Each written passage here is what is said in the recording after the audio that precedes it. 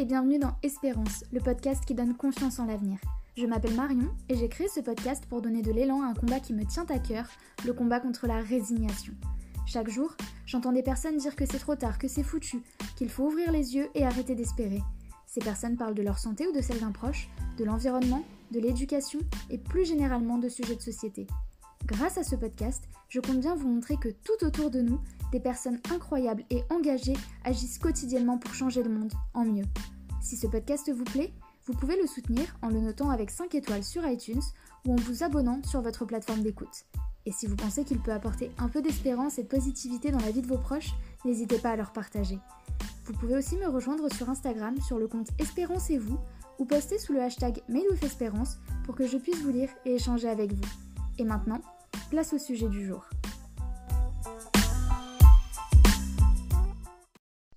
Et c'est le retour des interviews. Bonjour à tous et bienvenue dans ce nouvel épisode d'Espérance. Première interview de ce mois de juillet consacrée à la santé au naturel. Je suis super heureuse de pouvoir lancer cette série d'épisodes et aujourd'hui je reçois Christelle Antonia, créatrice de la chaîne YouTube Omveda Ayurveda et co-créatrice du programme Dharmasana. Donc dans cet épisode, on va parler Ayurveda, mais pas que. Vous allez bien sûr découvrir les fondements de l'Ayurveda, qu'est-ce que c'est, comment ça fonctionne, à qui est-ce destiné, mais on va aussi élargir un peu le sujet, aborder des notions qui ne le sont pas forcément dans les articles de base sur l'Ayurveda, et notamment la notion de Dharma. On va aussi parler plus précisément de l'Ayurveda dans la vie des femmes. Bref, c'est un épisode qui est hyper enrichissant, c'est passé extrêmement vite cette interview et je suis vraiment heureuse de pouvoir vous présenter ça parce que Christelle est une personne qui est dynamique, positive, qui est extrêmement compétente dans son domaine, une vraie experte dans l'Ayurveda. Donc j'ai hâte de savoir ce que vous en pensez et je vous dis à tout de suite.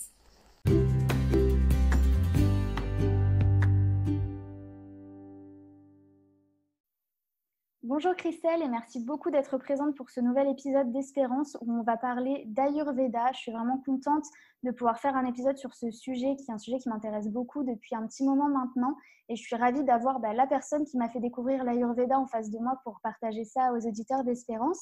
Alors d'abord, dans un premier temps, je vais te laisser te présenter comme tu le souhaites à nos auditeurs. Déjà, merci Marion pour ton invitation à ton podcast qui m'a beaucoup intéressée, qui m'a beaucoup touchée. Moi, je m'appelle donc Christelle Antonia, j'ai 29 ans, je vis en Alsace et je suis thérapeute ayurvédique de formation. Je suis aussi coach en développement personnel. Je travaille principalement en fait sur le web. Donc voilà, j'ai un peu allié à la fois la tradition et la modernité dans ma pratique de l'ayurveda. Super. Alors, du coup, on va entrer dans le vif du sujet parce que je sais qu'il y a beaucoup de personnes qui s'interrogent. Est-ce que tu peux nous dire déjà dans un premier temps, l'Ayurveda, qu'est-ce que c'est ? Alors, l'Ayurveda, c'est un système de médecine qui vient d'Inde. À l'heure actuelle, c'est l'un des systèmes de médecine les plus anciens au monde. Et c'est en fait une médecine qui travaille selon un modèle en fait, de compréhension qui est différent de celui qu'on a dans la médecine occidentale en fait, que nous, on pratique, la médecine holistique. C'est une médecine qui fonctionne avec le principe des 5 éléments. Comme en médecine chinoise, d'ailleurs, la médecine chinoise a été inspirée de l'Ayurveda. Donc, on travaille avec les systèmes des éléments. Donc, on a ce qu'on appelle l'éther ou espace, l'air, le feu, la terre et l'eau. Et à partir de ces éléments-là, en fait, on va expliquer le monde, on va aller expliquer comment fonctionne le corps humain, à la fois au niveau de comment fonctionne notre esprit, mais également comment fonctionne notre corps. Et cela va nous permettre aussi de comprendre que chaque individu est tout à fait unique, en fait. En Ayurveda, on fonctionne avec ce qu'on appelle les profilages et donc les doshas. Les doshas, en fait, c'est des profils ayurvédiques et chaque personne a son profil qui est dominant. Et en fonction de ça, justement, la médecine ayurvédique va s'appliquer de manière différente. Donc, on utilise un certain nombre d'outils. Ça va être par exemple l'alimentation, ça va être par exemple l'hygiène de vie. Il y a énormément de rituels en fait en Ayurveda, ce qu'on appelle du coup la dinacharya. Ce sont des rituels en fait de préservation de la santé. C'est quelque chose qui fonctionne par prévention. On va également utiliser des plantes, des mélanges de plantes aussi ayurvédiques pour soigner des personnes. On va utiliser les massages ayurvédiques. On va utiliser aussi des cures un peu plus poussées qu'on appelle les panchakarma, où là, ça se fait au sein des hôpitaux en fait, ayurvédiques. Donc, c'est des cures qui durent plusieurs semaines. Donc voilà, on a pas mal de points d'accès en fait pour soit préserver la santé, soit rétablir l'équilibre d'une personne en fait. L'Ayurveda fonctionne aussi de manière en fait à prendre en compte corps et esprit. C'est-à-dire que c'est pas une médecine mécaniste en fait, comme nous on a en Occident. Nous en fait on considère vraiment l'impact émotionnel, psychologique en fait sur la santé d'une personne, et donc on va aller chercher vraiment à faire un tour d'horizon d'où en est une personne dans sa vie quand elle vient nous voir. C'est-à-dire qu'en consultation, on va poser des questions, de savoir vraiment comment ça se passe dans le travail, comment ça se passe avec la famille, est-ce que la personne elle est épanouie ou pas. Parce que tout ça, ça va nous donner des indications sur l'état de santé de quelqu'un. Ok, ouais, c'est vraiment très très complet. On va revenir un petit peu sur certaines notions, notamment les doshas. Donc moi, de ce que j'ai retenu, en tout cas de ce que j'ai fait comme recherche sur l'Ayurveda, il y a une notion d'équilibre, d'avoir un dosha qui est ni en excès ni moins présent. Est-ce que tu peux un petit peu nous expliquer et peut-être nous donner déjà les 3 grands doshas, peut-être les caractéristiques principales, parce que il ne faut pas tomber dans quelque chose de très schématique. Chacun est différent et il n'y a pas une règle, mais peut-être nous donner les profils de manière globale. Alors, on a 3 profils en Ayurveda, c'est Vata, Pitta et Kapha. Il faut savoir, comme je disais avant, qu'il y a ce système en fait des 5 éléments. Et ces 5 éléments, ils sont dispatchés chaque fois par paire dans chacun des doshas. Donc, l'air et l'éther, ça va être Vata, le feu et l'eau, ça va être Pitta, et la terre et l'eau, ça va être Kapha. Chacun a les 3 doshas à l'intérieur de son corps. En fait, ils sont nécessaires pour toutes les fonctions vitales. C'est-à-dire que si on n'a pas Vata, en fait, on n'a pas de circulation sanguine, on n'a pas la respiration. Si on n'a pas Pitta, on n'a pas la digestion. Si on n'a pas Kapha, on n'a pas de muscle, on n'a pas de structure, en fait.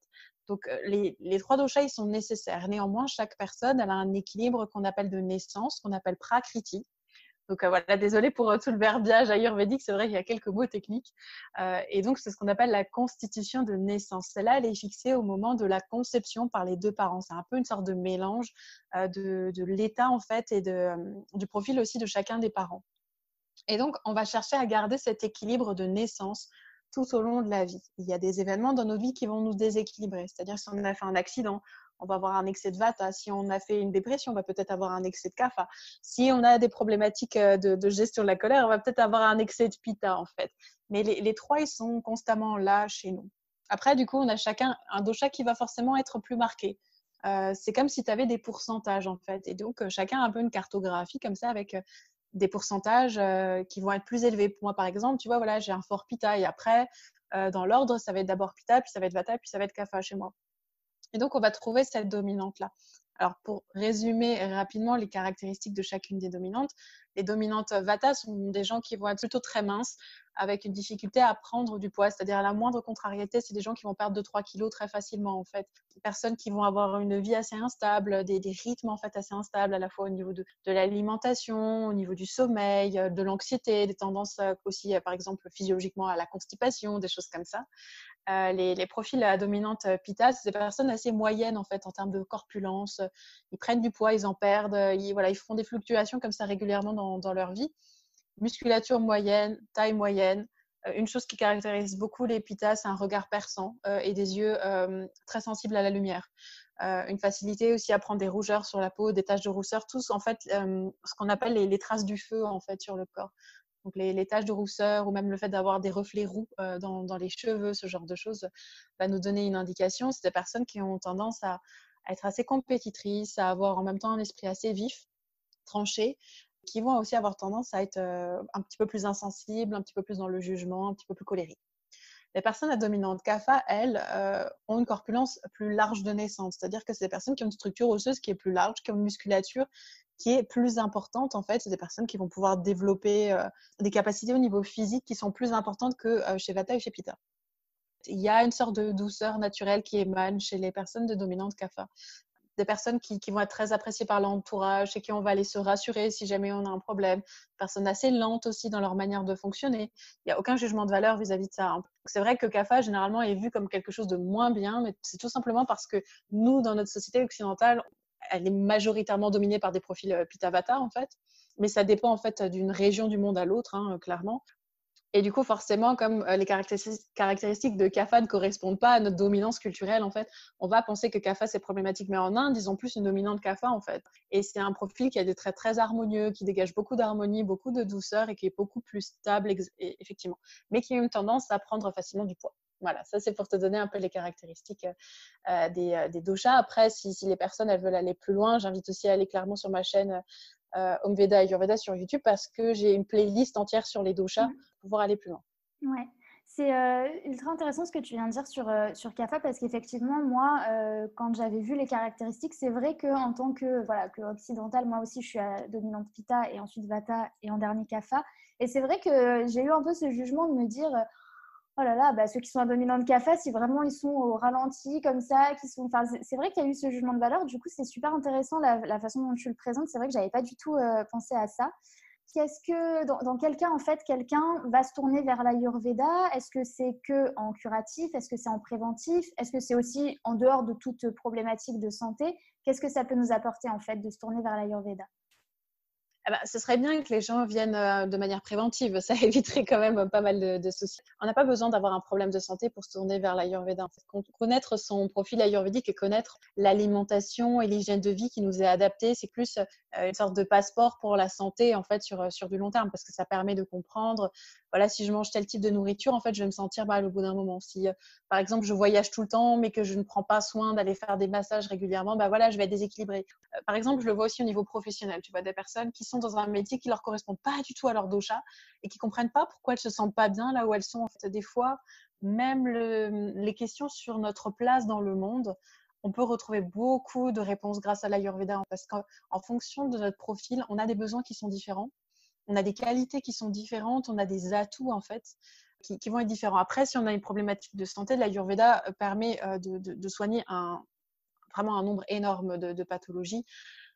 Si c'est quelque chose qui est pas vraiment très grave, qui est plutôt une phase aiguë, c'est-à-dire quelque chose qui va durer quelques semaines, oui, il y a pas mal de thérapeutes ayurvédiques qui vont pouvoir nous aider. Après, si on parle de cas de cancer ou de maladie chronique, là, c'est vrai que l'Ayurveda peut faire des choses, mais moi, je conseille vraiment alors d'aller prendre un ticket pour aller en Inde et aller faire une cure, un panchakarma en Inde, toujours supervisé par ses médecins en Occident, bien sûr. En fonction en fait du type de pathologie qu'on va pouvoir avoir, on va pas aller se tourner vers les mêmes praticiens. Après, ce que je pense qu'il y a de plus intéressant à faire quand on veut connaître un petit peu cette discipline-là, c'est déjà forcément d'aborder ça par le massage. Les massages ayurvédiques qui sont des massages thérapeutiques, c'est pas des massages bien-être. Il y a pas mal de massages ayurvédiques qui font mal et où on va à la fois masser tout le corps, mais on va aussi utiliser des points en fait qui sont un peu comme l'équivalent des points d'acupression qui vont permettre aussi de travailler sur ce qu'on appelle nous les nadis, c'est l'équivalent des méridiens en médecine chinoise. Voilà, donc il y a ça et après ce que moi j'ai longtemps pratiqué, donc le conseil en nutrition qui donne en fait une base qui est importante pour tout le monde parce qu'on ne sait pas manger, on ne sait déjà même pas comment composer notre assiette, on ne sait même pas que les aliments ils ont des qualités différentes, il y a des aliments qui nous brûlent, il y a des aliments qui nous refroidissent, il y a des aliments qui accélèrent la digestion, il y en a d'autres qui la ralentissent. Et c'est très passionnant comme sujet, donc pour des débutants, commencer par la diététique ayurvédique, c'est hyper intéressant. Donc, je vais revenir sur plusieurs choses que tu as dites, notamment quand tu parlais d'aller en Inde. Moi, je fais de l'eczéma et j'ai vu une vidéo incroyable d'un Français qui est parti, donc il a fait la vidéo mais avec des sous-titres en anglais. Donc s'il y a des personnes concernées, je vous invite à aller la voir. J'essaierai de la retrouver, de la mettre en description. Qui est parti, donc je crois que c'est Kerala, le nom de cette région. Ouais, c'est un état. C'est un voilà. état du sud-ouest de l'Inde, ouais. Donc il est parti là-bas, il a fait une cure et il était vraiment dans un état critique quand il est arrivé, c'est-à-dire qu'il perdait même ses cheveux et ses sourcils à cause de ses plaques et tout. Et donc il a fait 3 semaines, je crois, là-bas. Et ensuite il avait 3 mois des genres de médicaments en gros qu'on lui avait préparés et il s'en est totalement remis. Maintenant il n'a plus rien, donc c'est assez fantastique. Et effectivement, au niveau des massages, moi-même, j'en ai testé un. Je me rappelle, en plus, j'avais eu ça comme cadeau, donc j'étais vraiment allée juste pour pour voir, pour me faire plaisir. Il s'est avéré que le jour où j'ai pris le rendez-vous, j'étais complètement malade, j'avais le nez encombré, enfin c'était horrible, je m'étais chopé un genre d'énorme rhume. Bah, je suis ressortie, j'ai passé la nuit, le lendemain, j'avais plus rien, c'était assez exceptionnel. Donc ouais, c'est vrai que ça peut faire vraiment des choses qui sont limite miraculeuses. Enfin, ça a vraiment des beaux effets. Est-ce que tu aurais donc quelqu'un qui justement s'interroge sur l'Ayurveda, une pratique, parce que je sais qu'il y a aussi beaucoup de choses avec la respiration, avec les rituels comme tu en as parlé. Donc moi, j'encourage bien sûr les gens à se renseigner, que ce soit via YouTube ou en consultant des thérapeutes. Mais si quelqu'un demain veut commencer à mettre des petites choses en place à son niveau au quotidien, est-ce que tu aurais 2-3 petites choses qui sont assez simples à faire? Ce qu'il y a de plus intéressant à faire pour débuter, c'est de commencer ce qu'on appelle une dinacharya, donc vraiment la routine en fait du matin. C'est par là qu'on peut prendre l'Ayurveda de manière la plus simple.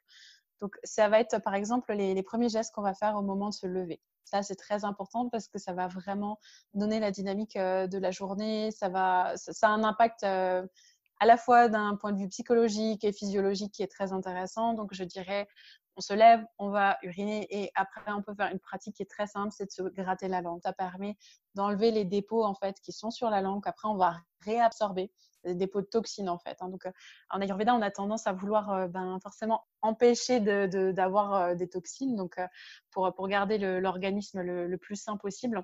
Donc, soit on investit dans un gratte-langue en cuivre parce que le cuivre va permettre d'enlever les bactéries mais garder les bonnes. Soit si on n'est pas sûr qu'on a vraiment trop envie d'essayer, on peut essayer avec le dos d'une cuillère. Et on frotte en fait le dépôt, mais vraiment très très délicatement. On rince avec de l'eau. Juste dès qu'il n'y a plus rien, c'est que c'est bon. Généralement, c'est une pratique quand je la conseille. Les gens qui commencent, ils s'arrêtent plus en fait. Il y a un côté satisfaisant aussi au fait de nettoyer sa langue le matin. Et on peut observer aussi que les dépôts n'ont pas la même couleur. En fonction de la couleur, en fait, on va l'associer à un dosha. Donc, ça va permettre de dire, OK, par exemple, là, la personne, elle a mangé trop chauffant. C'est les dépôts, il est un petit peu brun rougeâtre comme ça. Si ça va être plus blanc grisé, voilà, il y a un excès de bata. Bref, en fait, on va pouvoir même voir en fait son état de santé rien qu'en faisant ça le matin en se levant. La deuxième chose à faire, ça va être de prendre un grand verre d'eau tiède, chaude en hiver, tiède pour le reste de l'année. Pourquoi ? Parce que ça va tout de suite réactiver le processus de la digestion. En fait, boire froid, c'est quelque chose qui va ralentir notre digestion, qui va en fait casser un petit peu ce qu'on appelle en Ayurveda Agni, c'est-à-dire le feu de la digestion. Et on essaie de le préserver un maximum parce que c'est un peu notre potentiel aussi, il est lié à notre potentiel vital. Et donc, on va commencer par un grand verre d'eau chaude qui va venir dilater les canaux, nous permettre aussi d'aller à la selle plus facilement. Pour les personnes qui ont aussi du mal à se réveiller, ça fait un bon effet aussi. Et après, une troisième chose qu'on peut faire, ça va être une pratique, par exemple, de pleine conscience. Donc, là-dedans, il y a plein de choses qu'on peut faire différemment, soit des exercices de respiration, 5 minutes de respiration alternée, par exemple, qu'on appelle la Dishodhana Pranayama, ou alors même juste 8 minutes de méditation. Ça suffit, il n'y a pas besoin d'en faire plus. Ou on peut faire quelques salutations au soleil pendant 5 à 10 minutes. Voilà, ça serait la troisième pratique à mettre en place. Donc ça, c'est un rituel, ça prend, même pas 15 minutes le matin et ça peut vraiment, vraiment changer comment on aborde notre journée, dans quel état aussi on commence notre journée. Il faut savoir que quand on se réveille, en fait, on a besoin de refaire circuler les fluides, à la fois au niveau du corps, à la fois au niveau de l'esprit aussi et au niveau émotionnel. Donc les pratiques comme ça du matin, elles sont là vraiment pour qu'on commence la journée avec le max de notre potentiel. Génial. Ouais, c'est vrai qu'en plus, c'est vraiment simple. Enfin, il n'y a rien de sorcier. On n'a pas besoin d'acheter plein de matériel. Donc, merci beaucoup. On va maintenant parler, puisque tu as évoqué tout à l'heure le côté professionnel aussi. Est-ce que tu peux nous parler de la notion de dharma, du coup? Oui, alors le dharma, forcément, c'est connecté à toute la philosophie du yoga. Dharma, c'est un mot qui est utilisé dans l'hindouisme, dans le bouddhisme, qui, en fonction de là aussi, on va chercher à des significations différentes, mais ce qu'on pourrait retrouver de plus proche de notre cadre référentiel culturel à nous, en fait, ce serait la volonté divine. Voilà. Il y a une notion de volonté divine qui est connectée aussi un peu à la mission de vie. La notion du dharma, en fait, c'est la justesse, avec un grand J, en fait. On part du principe que si on a des qualités qui sont liées à un dosha, c'est juste en fait d'utiliser ces qualités-là au sein de sa vie, c'est juste de les exploiter, c'est juste aussi d'améliorer ce qui a amélioré, c'est juste de mener une vie qui correspond en fait aux qualités qui nous sont inhérentes. Le dharma, c'est vraiment lié au fait de retourner en soi, de se reconnecter en fait à son essence et de vivre pleinement à partir de celle-ci. C'est la justesse de l'être. S'il faut vraiment le résumer, c'est ça. C'est très intéressant. Est-ce que tu peux nous en dire un peu plus du coup sur toi, l'accompagnement que tu fais là-dessus, puisque je sais pas, ça doit pas être c'est assez récent quand même, en tout cas par rapport à tout ce que tu faisais avant. Donc qu'est-ce que tu proposes justement sur ce thème-là? Moi, je me suis associée à Sandrine Carl pour créer en fait un programme qui s'appelle Dharmasana. En fait, on a créé une société qui s'appelle Dharma Shambhala toutes les deux. Notre rencontre a été vraiment organisée par le Dharma, si tu veux, parce que j'avais fait un atelier en fait sur la mission de vie, le Dharma, un atelier en ligne, et Sandrine a été présente en tant que participante. Je l'avais suivie quelques mois plus tôt pour l'aider en fait à se remettre de son burn-out parce que c'était une entrepreneur qui avait énormément de succès, mais qui allait un petit peu trop loin aussi dans sa manière d'aborder les choses. Et suite à cet atelier, elle m'a contactée, je crois 2 semaines plus tard, en me disant écoute Christelle, voilà, moi toutes mes cellules elles se sont mises à vibrer en fait quand j'ai entendu cet atelier et je suis sûre qu'il y a quelque chose à faire entre tes compétences à toi et mes compétences à moi. Et moi, ça m'a parlé sur le coup tout de suite et on a commencé à débriefer un peu, faire une sorte de brainstorming un petit peu de qu'est-ce qu'on pourrait réussir à faire ensemble. Sandrine, elle est du coup coach en business et elle est de formation neuroscientifique. Donc, elle vient de ce pan très scientifique, de la psychologie clinique et des choses comme ça. Et moi, je viens plutôt d'un background, tu vois, forcément de médecine holistique, de la spiritualité aussi, du développement personnel. Et en même temps, on a des points de jonction qui sont énormes. Et en commençant à discuter, on s'est rendu compte que ce dont parle l'Ayurveda, ce dont parle le yoga, ce dont parle le bouddhisme, a été prouvé par les neurosciences, quoi. Et quand on s'est rendu compte de ça, ça nous a vraiment surexcités. Et on a voulu en fait réussir à appliquer ça déjà dans un premier temps au monde qu'on connaît assez bien, Sandrine et moi, qui est celui des entrepreneurs. Que ce soit des personnes qui ont un cabinet, que ce soit des personnes qui ont, oui, une entreprise, que ce soit tout type en fait d'entrepreneuriat, même les gens qui cherchent à se lancer. Du coup, on a créé Dharmasana pour aider ces personnes-là. C'est un programme qui est autour de ce qu'on appelle à l'heure actuelle le life design. Donc, ça veut dire reprendre les rênes de sa vie.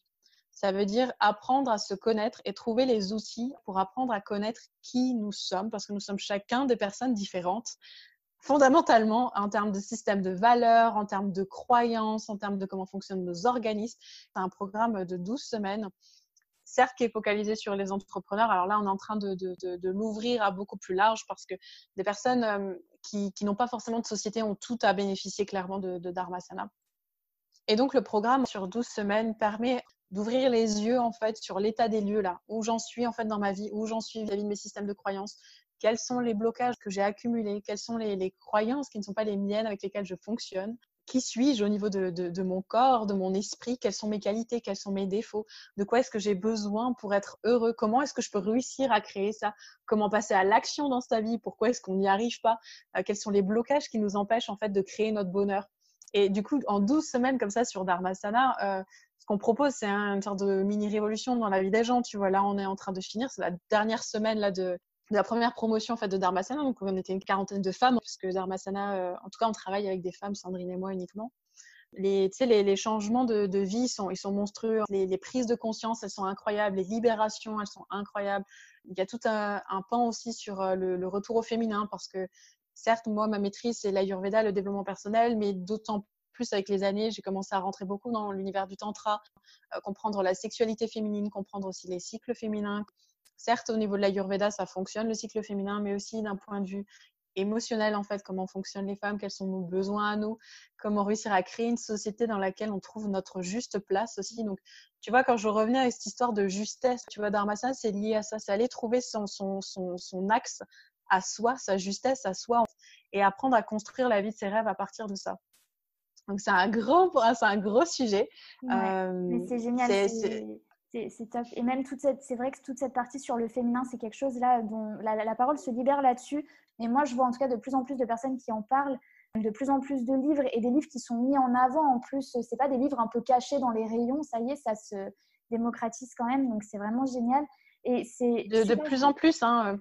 Voilà, je m'excuse de te couper, mais c'est vrai que je m'en suis rendu compte en fait en travaillant sur Dharmasana à quel point les femmes avaient besoin qu'on s'occupe d'elles, les femmes avaient besoin d'accompagnement, les femmes avaient besoin d'apprendre à créer leur place en fait dans cette société. Tu vois, moi c'est vrai que j'ai grandi autour de femmes, donc pour moi ça m'a toujours été semblé normal en fait, de s'affirmer malgré entre guillemets le fait qu'on soit une femme. Mais c'est vrai qu'avec les clientes que j'ai là, je m'en suis rendu compte de plus en plus, et c'est aussi pour ça. Je ne sais pas si tu l'as vu, ou enfin bref, j'en parle sur mes réseaux, mais je parle beaucoup de la pratique, par exemple, des odioni, qui est une pratique en fait multimillénaire chinoise. Enfin voilà, pour résumer rapidement, il s'agit d'utiliser un œuf en fait dans une pierre semi-précieuse et de l'insérer à l'intérieur de son vagin et de faire un travail à la fois physique et émotionnel grâce à ça. Et les résultats, ils sont incroyables en fait sur ce genre de pratique. Tant et si bien que là, je suis en train de construire mon site. Donc, bientôt, vous pourrez acheter des odioni. Mais c'est vrai que plus j'avance, plus je me rends compte que même si le domaine du développement personnel est incarné beaucoup par des femmes, il y a des libérations énormes encore à faire. Le travail, il est immense. Il est immense. Et nous, les femmes, on a une manière de pouvoir contribuer au monde qui est totalement différente de celle des hommes. Et encore une fois, c'est une question de dharma. Et nous manquons cruellement de connaissances sur le sujet. Ouais. Ouais, c'est un gros sujet, mais du coup, c'est génial que tu puisses aussi aborder ça. Et je reviens juste, je ne savais pas que du coup Sandrine, elle était donc dans les neurosciences. Et ça, je crois que c'est Jonathan Lehmann qui en parlait dans une vidéo que j'ai vue, que justement, parce que lui donc sa spécialité maintenant, du coup, c'est ce qu'il appelle la science du bonheur, etc. Et c'est ce qu'il a remarqué quand il est parti, c'est que vraiment, tout ce qu'on découvre aujourd'hui avec les neurosciences, bah, en fait, ça a déjà été découvert depuis des centaines et des milliers d'années à travers des pratiques ancestrales. Alors bon, il y a des gens, ils ont besoin que ça soit prouvé scientifiquement, bon, bah c'est fait, mais c'est vraiment génial de pouvoir relier ça et de montrer que voilà, toutes ces pratiques spirituelles, que ce soit voilà, l'ayurveda, le yoga, le bouddhisme, enfin plein d'autres choses, c'est aujourd'hui ce qui est démontré par les études scientifiques, des études prouvées, certifiées, voilà, tout ce que vous voulez. Donc voilà, c'est super que vous puissiez allier ces deux compétences parce que c'est à la fois opposé et complémentaire et dans un certain sens identique dans les conclusions. Donc ouais, c'est vraiment un super travail. Exactement. Et même pour te dire, on est en train d'écrire un livre, on est en train de finir d'écrire un livre avec Sandrine parce que les prises de conscience, elles sont tellement incroyables. Même, tu vois, sur comment le bouddhisme aborde la question des pensées, de la conscience et comment maintenant on a des preuves aussi d'un point de vue scientifique de toutes ces choses-là. Enfin bref, je ne veux pas m'étaler là-dessus. Il y aura le livre aussi en temps et en heure, mais c'est vraiment majeur là ce qui est en train de se passer. Vraiment majeur. Ouais. Bah écoute Christelle, on arrive à la fin de cet épisode. Déjà, c'est passé tellement vite. Est-ce que tu as quelque chose à ajouter, un point sur lequel tu souhaites revenir ou un message à faire passer à nos auditeurs? Oui, j'ai un message à faire passer. C'est le message que je passe dans Dharmasana à toutes les personnes que j'accompagne. C'est de commencer à croire en fait que le bonheur est possible, de commencer à croire en fait que vous êtes la source de votre bonheur parce que c'est le cas. Et n'importe qui peut réussir à créer son bonheur, peu importe son histoire, peu importe d'où il vient. C'est juste une question d'avoir les bons outils et d'avoir vraiment beaucoup de confiance en fait en soi. Voilà, c'est ce que j'ai à ajouter. Eh ben, tu m'as donné des frissons pour la fin de cet épisode, donc merci.